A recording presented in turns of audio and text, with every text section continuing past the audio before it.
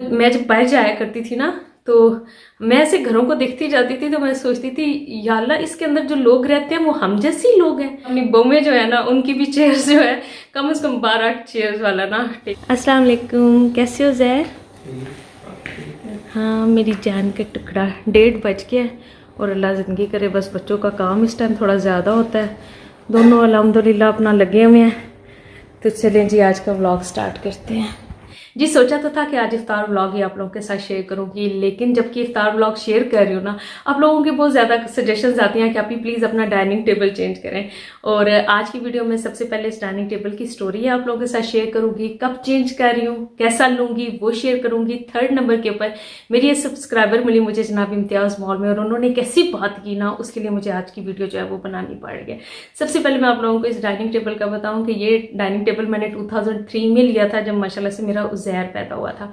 और जाहिर है अच्छा नासिर साहब के ऑफिस की तरफ से जो सी सेक्शन मेरा हुआ, और जो मतलब लास्ट मंथ के थोड़े से मेडिकल के एक्सपेंसेस थे ना, वो हम क्लेम कर सकते थे ऑफिस से, तो वो किए थे। तो वो जब हमें मतलब टोटल पैसे मिले ना, तो उस टाइम जब उज़ैर अभी नहीं था हुआ, इसकी बर्थ नहीं थी हुई, तो उस टाइम बहुत ज़्यादा ये फैशन था कि अगर बेटा हो या बेटी हो, हर कोई अपने इस्तेताअत के मुताबिक ना मिसिस को ना कोई गोल्ड की चीज़ लेके देता था। मे भी अब भी हो, लेकिन मुझे नहीं पता, मुझे उस टाइम का पता है कि बहुत ज़्यादा था। फैमिली में सबके होते थे, तो हस्बैंड ना गिफ्ट करते थे, मतलब हकीके के ऊपर या ये वो। आप लोगों की क्या, मुझे कमेंट बॉक्स में ज़रूर बताइएगा।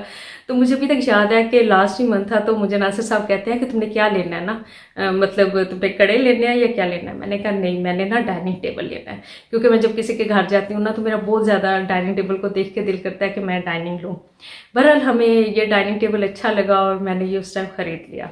और कभी अभी भी वो टाइम याद आता है कि वो टाइम वैसे ही था कि मैंने आप लोगों को बताया कि हम खुद रेंट पे रहते थे, और मैं ये सोचती थी कि कभी मेरे पास इतने पैसे होंगे कि मैं बच्चों का मतलब एडमिशन करवाऊंगी ना, तो मैं उनकी फ़ीस वगैरह दे लूँगी, मतलब वो वाला टाइम था। और इसके साथ ही एक और बात भी बहुत ज़्यादा मुझे आती है कि मेरे पे वो वाला टाइम, क्योंकि हम रेंट के घर में रहते थे, और मैं जब बाहर जाया करती थी ना, तो मैं ऐसे घरों को देखती जाती थी, तो मैं सोचती थी या अल्लाह इसके अंदर जो लोग रहते हैं वो हम जैसे ही लोग हैं, मतलब लोगों के अपने घर भी होते हैं, मतलब ये वाला ख्याल आता था। तो आज मैं जब भी किसी को देखती हूँ ना, किसी औरत को, जिसको भी मैं कहूँ खुदा पाक ना औलाद का किसी को थोड़ ना दे और घर की ना दे, अल्लाह पाक ना मेरी हर बहन को अपना घर दे।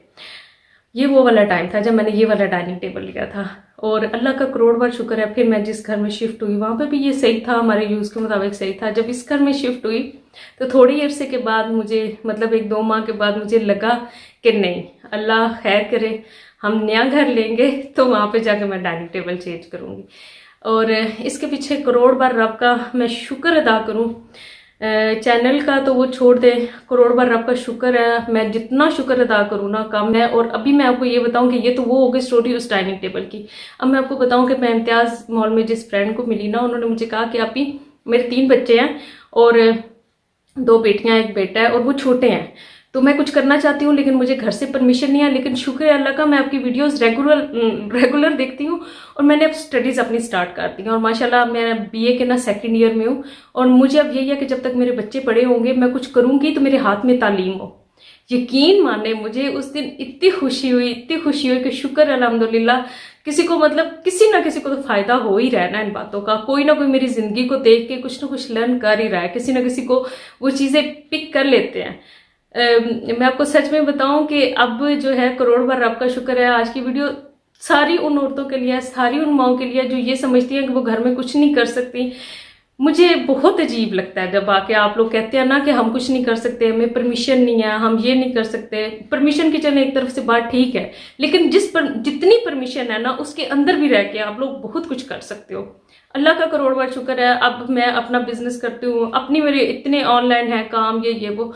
तो इंशाल्लाह अब असल में मैं बताऊँ कि नया डाइनिंग टेबल मैं लूँगी इंशाल्लाह अपने न्यू घर में। मैंने पहले स्टोरी भी लगाई थी, आप लोगों के साथ शेयर किया था।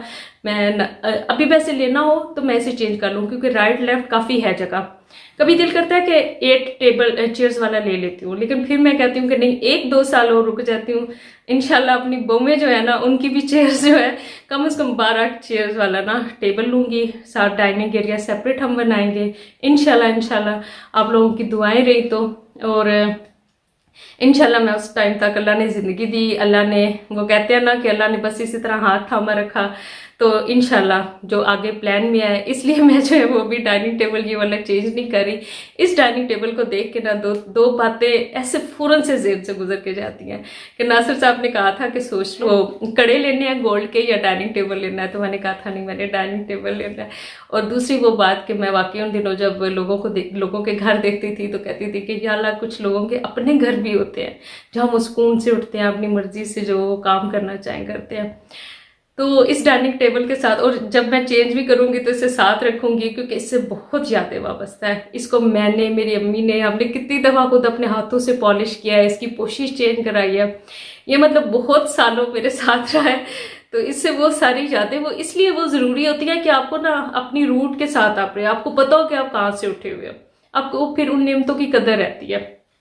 तो इंशाल्लाह ताला मैंने फिर वीडियो बनाई, इफ्तार बहुत अच्छी रही माशाल्लाह, घर में ही बनाई थी, सहरी भी बच्चों की बनाई। इसी डाइनिंग टेबल के ऊपर बैठ के मैं सूरह वाक़िया पढ़ती थी मगरिब की नमाज के बाद, जिस पे मैं बहुत ज़्यादा दुआएं करती थी कि या अल्लाह किसी तरह मतलब हमारे दिल की जो मतलब हलाल या जो दिल के अंदर ख्वाहिशें हैं वो पूरी कर दे। वो मैंने सूरह वाक़िया जो थी वो इसी डाइनिंग टेबल के ऊपर बैठ के याद की हुई है। साथ में बच्चों को बिठा लेती थी और साथ में करती थी। मतलब इतनी छोटी छोटी चीज़ें हैं, है तो ये दुनियावी नेमती, लेकिन फिर भी मैं अब आपको क्या बताऊं कि अब मेन मकसद जो है ना, अल्लाह बस मेरे बच्चों को लंबी ज़िंदगी दे, उनका फ्यूचर सेट करने की बहुत ज़्यादा मुझे है कि मैं किस तरह ना उनके लिए कुछ कर पाऊँ। अल्लाह पाक हर माँ को इतनी दे, मतलब इतनी हिम्मत भी दे और इतने मौके भी दे, इतनी नेमतें दे कि वो अपने बच्चों के लिए जो भी उसके दिल में ख्वाहिशें हैं वो पूरी कर पाए।